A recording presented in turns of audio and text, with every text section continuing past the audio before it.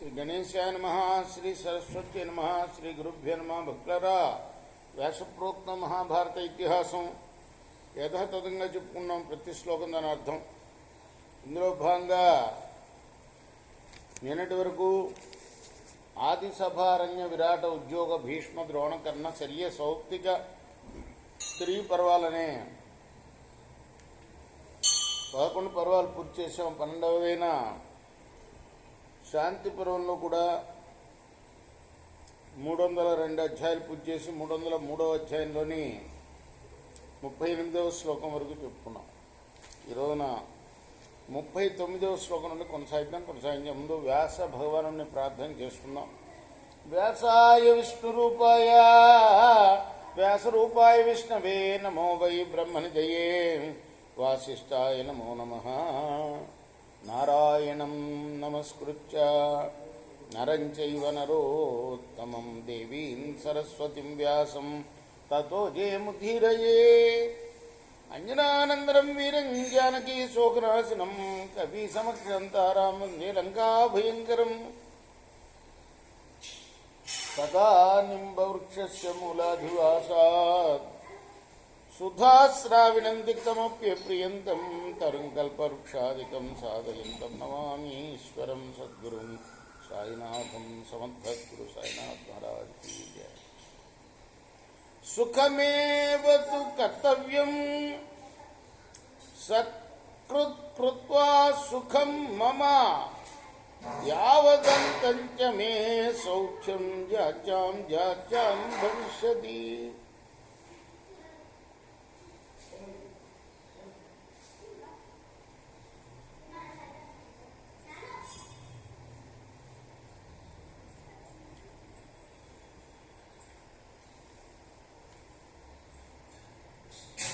ఇప్పుడు నేను సుఖానికి సాధనమైన పుణ్యకర్మలనే చేయాలి. వాటిని ఒక్కసారి కనుక అనుష్ఠిస్తే నాకు యావత్ జీవితం సుఖం కలుగుతుంది. ఇంకా ముందు రాబోయే జన్మల్లో కూడా సుఖమే కలుగుతుంది. భవిష్యతి చ మే దుఃఖం కృతే నేహాప్యనంతకం మహద్దుఃఖం మీ మానుష్యం నిరయే చాభిమజ్జనం. ఈ జన్మలో నేను కనుక దుష్కర్మలు చేస్తే ఇక్కడ కూడా అనంతమైన దుఃఖాలు పొందవలసి ఉంటుంది. ఈ మానవ జన్మ మహత్తరమైన దుఃఖపూర్ణం. ఇంతేకాక పాప ఫలంగా నరకంలో మునిగిపోవాల్సి వస్తుంది. నరయాచ్చాపి మానుష్యం కాళేనైష్యామ్యహం పునః మనుష్యత్వాచ్చ దేవత్వం దేవత్వా పౌరుషం పునః. నరకాన్ని నుంచి కూడా చాలా కాలం తర్వాత విముక్తి పొంది నేను మళ్ళీ మర్త్యలోకంలో జన్మిస్తాను. మానవ జన్మ నుంచి పుణ్యఫలంగా దేవజన్మ పొందుతాను. అక్కడ పుణ్యానుభవం పూర్తయిన తర్వాత మళ్ళీ మానవ జన్మ పొందుతాను. మనుష్యత్వాచ్చ నిరయం పర్యాయేనోపగచ్చతి ఏవం వేత్తి నిత్యం వై నిరాత్మాత్మగుణైర్వృతః తేన దేవ మనుష్యేషు నిరయే చోపపద్యతే. ఇదిగో ఇది జీవుడి యొక్క ప్రేరాపం. రోజు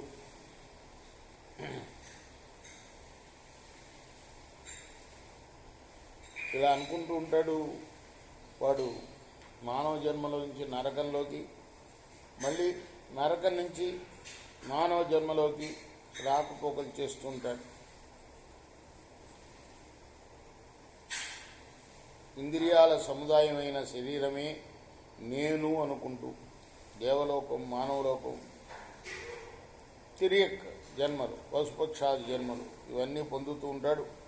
మమత్వేనావృతో నిత్యం తత్రైవ పరివర్తతే సర్గకోటి సహస్రాన్ని మరణాంతా సుమూర్తిషు. భార్య పుత్రుల మీద కలిగే మమకారానికి బద్ధుడై వారి సంసర్గంలో ఉంటూ వేల వేల కోట్ల సృష్టుల వరకు శాశ్వతమైన శరీరాల్లోనే ఎప్పుడూ తిరుగుతూ ఉంటాడు. ఏ వంకృతే కర్మ శుభాశుభ ఫలాత్మకం స ఏవం ఫలమాప్నోతి త్రిషు లోకేషు ముక్తిమాన్ ప్రకృతి కురుతే కర్మ శుభాశుభఫలాత్మకం ప్రకృతిశ్చ తదస్నాతి త్రిషు లోకేషు కామగా తిర్యగ్యోని మనుష్యత్వం దేవలోకే తథైవ చ త్రీని స్థానాని చైతాని జానీయాత్ ప్రకృతాని అలింగాం ప్రకృతిం త్వాహు లింగైరను మిమీమహే తథైవ పౌరుషం లింగం అనుమానాద్ధిమన్యతే సలింగాంతరమాసాజ్య ప్రాకృతం వ్రణద్వారాన్యధిష్టాయ కర్మజ్ఞాత్మాని మన్యతే. వాస్తవానికి ప్రకృతే పుణ్యపాప ఫలాలనిచ్చే కర్మల్ని చేసేది. ముల్లోకాల్లో స్వేచ్ఛగా సంచరించే ఆ ప్రకృతియే ఫలాల్ని అనుభవించేది కూడా.